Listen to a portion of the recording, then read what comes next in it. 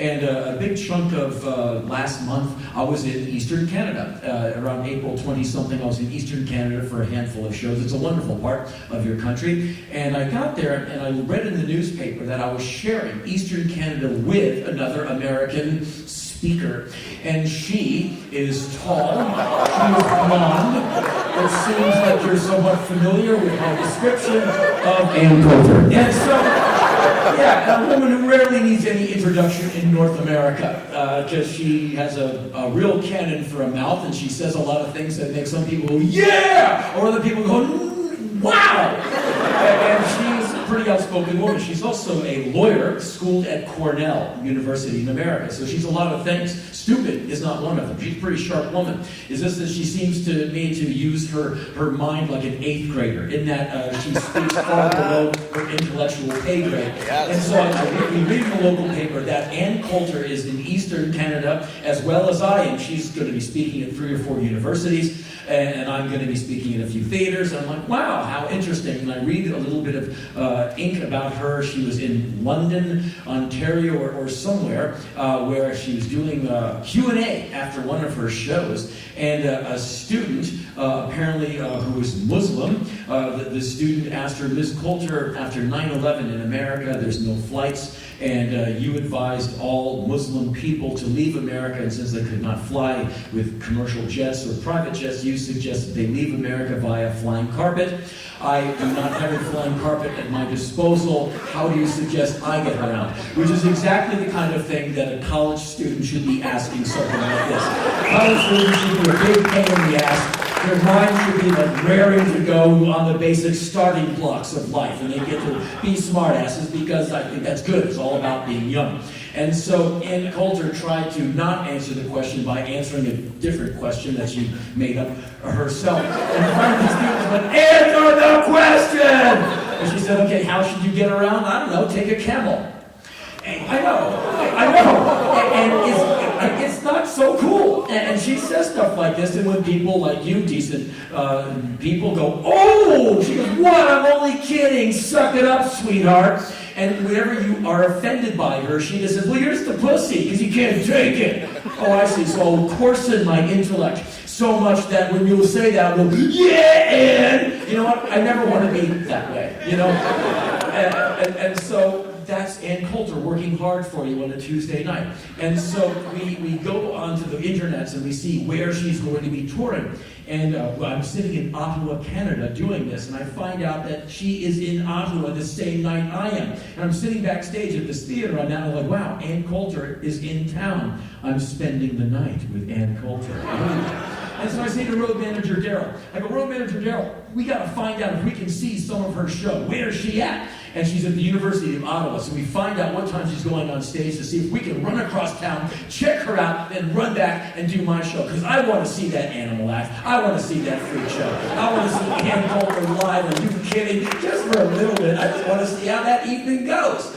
And so we find out that she's going on stage basically at the same time I am, which I suspected, and so I can't go see her. And so I went on stage that night. I said, Joe's down the road. And everyone was like, oh! Everyone knew. And because it kind of made the newspapers, the provost of the University of Ottawa, and I guess the provost would be the dean or the president of the university. I've never heard the word provost being used in the context of the university. Anyway, the provost of the University of Ottawa wrote an open letter to Ann Coulter, which was published in newspapers. I'm sure many of you read it. It was easy to find online.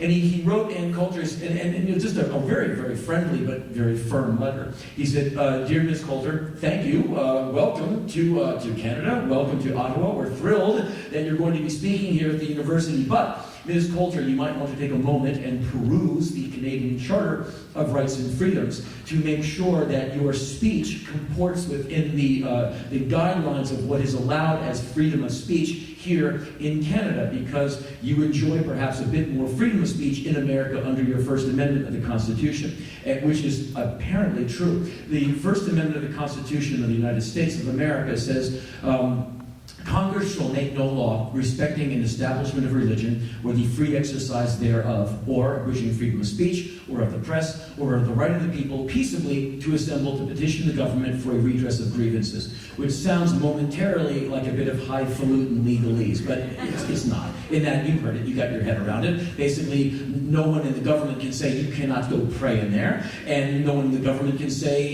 you can't say that, or you cannot put that in the newspaper. If you want to get together with like-minded people and go down to some hall of government and say, hey man, we want to read you on that thing, we disagree. That's all protected in the First Amendment. And so I immediately went to the Canadian Charter of Rights and Freedoms to see what I could learn, to see what the provost was telling Ann Coulter, because he was afraid that some of her speech might lapse into what is known as hate speech. And so in the first and second part of the first part of your Constitution basically addresses that. The second part of Section 1 basically is like the First Amendment of the Constitution of America, guaranteeing freedom of speech, of expression, of religiosity, and freedom to be yourself. It's the first section that basically says you can do all of that within reasonable limits. And the reasonable limits is what we will determine. And so the reasonable limits is basically when someone in charge goes, you know what, that was really beyond the pale.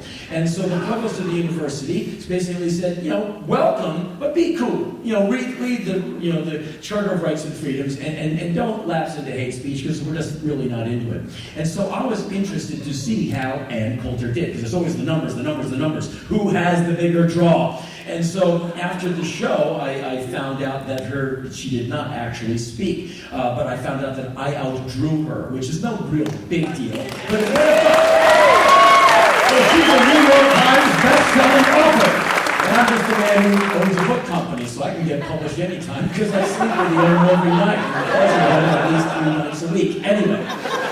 Did you catch that one? Good. I'm just hoping none of you are asleep. I said, well, how did she do? And we find out that she sold about 100 tickets. My place was packed. They're all with me. And so I kicked her ass as far as people inside the building. She kicked my ass as far as people outside the building.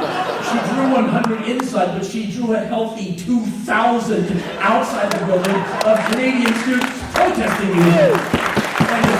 It was a Canadian protest. That means there's no arrests made. And don't think I'm trying to put you all sexy Canadians in the pejorative. I'm not saying, like, what, you don't have the guts to walk up and get your head cracked open by a cop? What are you, a pussy? I'm just saying, there was a bunch of students who basically stood outside the building and said, you know what? We don't like the way she speaks, and we don't like what she has to say, so there. And the cops went, okay, we heard you. And they went, well, good. Goodness gracious, I've got to go. And they got home to read it. And so you find out that Ann Coulter did not speak, and originally in the newspapers it was said that the university canceled the speech because they were afraid of Ann Coulter's well-being and the well-being of the students inside. But you find out later that the university said, hey, it's just a bunch of students protesting. They protested peaceably, no big deal. There's your stage, there's your microphone, Miss Coulter. But Ann Coulter canceled the show on her own volition. And so she didn't do the gig, but she did go to the press the next day and really be mean towards the students of the University of Ottawa, saying they have a sub-level IQ. And then on the 25th day of last month, she posted an article or an op-ed piece on like anncoulter.net or whatever her website is. You can find it, you can read it. It's called O Canada, where she calls the provost of the University of Ottawa an asshole, and she says that all the students there are stupid. And here's a woman who's pretty smart, and she sounds like an angry 16-year-old girl who didn't get invited to the big dance. Like, you're like, wow, people pay attention to you? Lady, really?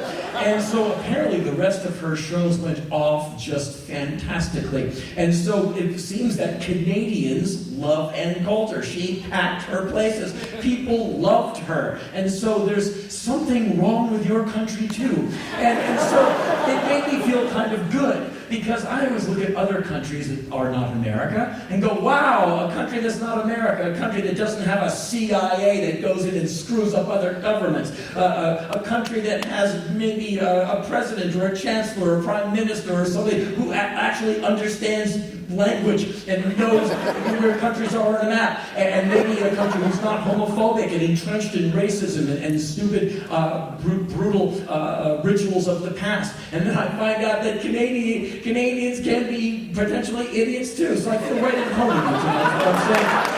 And I'm so glad, in a way I feel closer to you, because you have idiots too. And I just thought it was just America, that everywhere in Canada is just pristine and everyone is so intellectually emancipated, but I find out that no! People have problems too. And it's true, all countries do have problems, and this is in context of something else and something else and something else that I'm going to tell you.